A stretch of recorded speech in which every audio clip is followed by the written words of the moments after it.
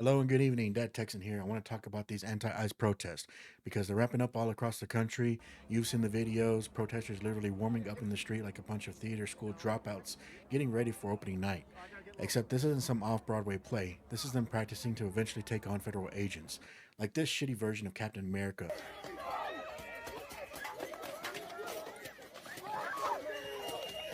Or this broad trying to block a federal vehicle by herself.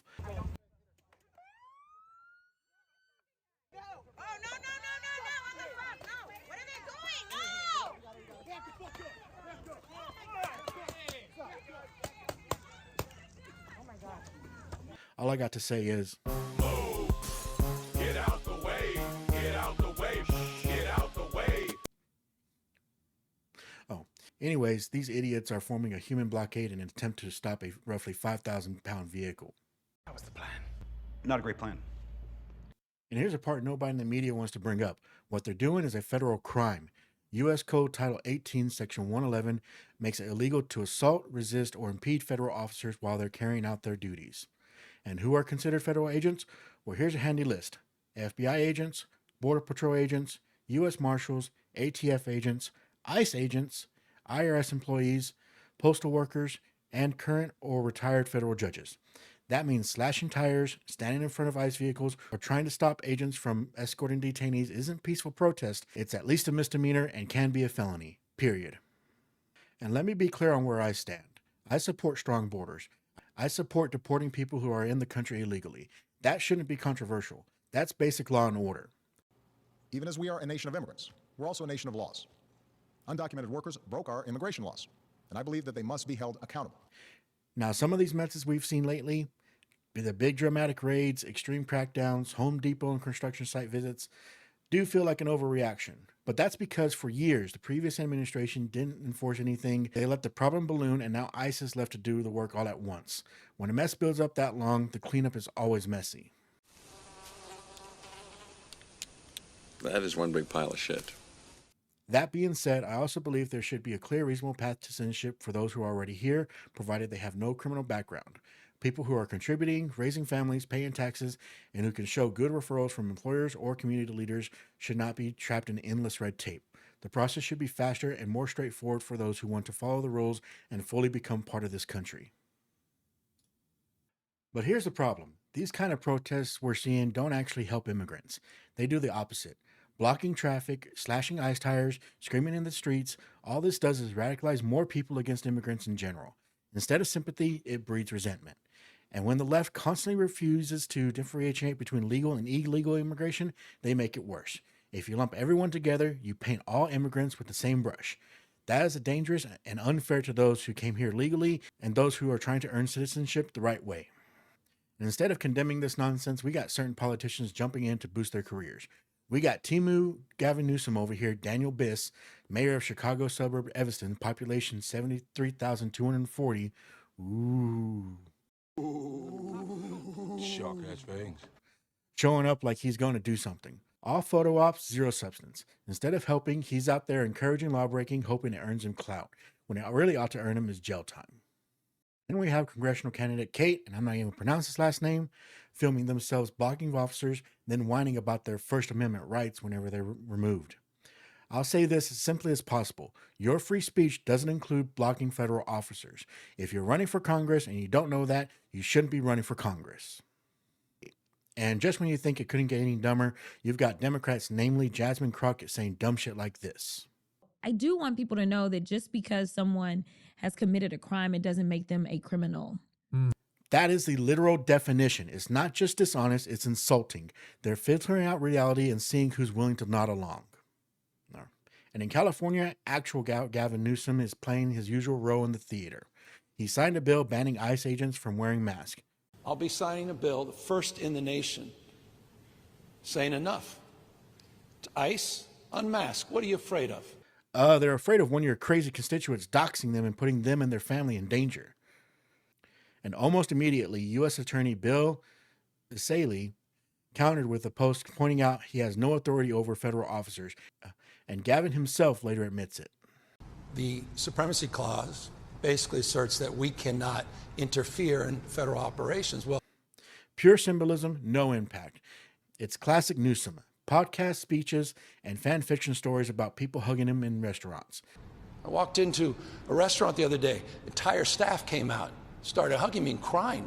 Meanwhile, nothing in this state actually improves. Man, I think some of my Texas bias just showed right there. Oh.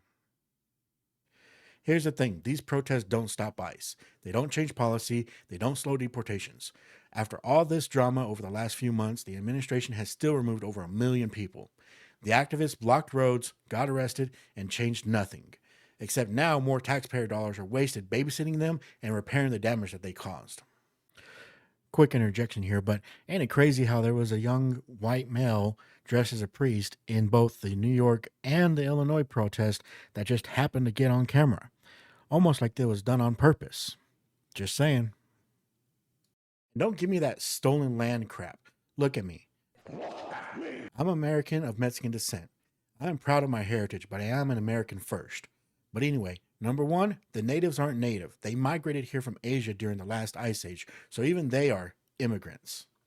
Number two, there were hundreds, maybe even thousands of different Native American tribes, and guess what? They didn't all get along. There seems to be this idolized version of Native Americans that they were all this united group of peaceful tribes that lived in harmony. Chief Sitting Bull, the proposition that you were a peaceable people before the appearance of the white man is the most fanciful legend of all. No, they fought wars and took each other's land all the time. You were killing each other for hundreds of moons before the first white stepped foot on this continent. You conquered those tribes, lusting for their game and their lands, just as we have now conquered you for no less noble a cause. This is your story of my people. This is the truth, not legend. So not stolen, but conquered. And number three, most modern-day Mexicans come from the mestizos class of Spanish-controlled Mexico.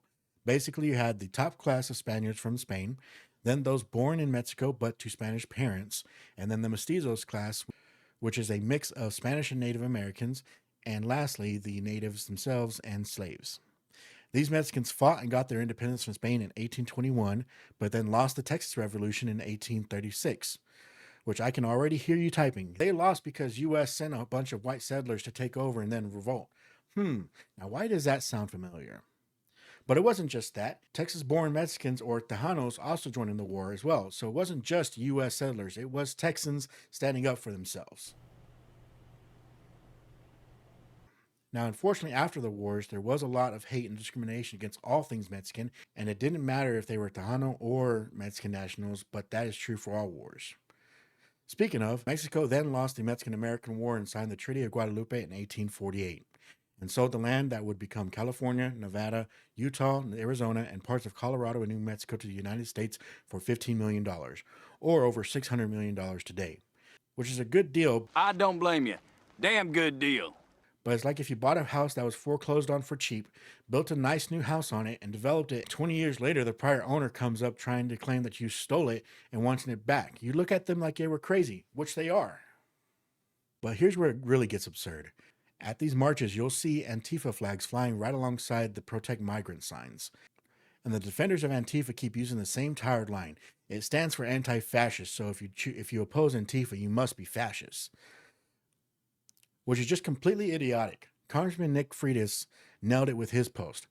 I'm now head of the Anti-Killing Puppies League. Anything I do must be considered part of saving puppies. And if you oppose me, you're a puppy murderer.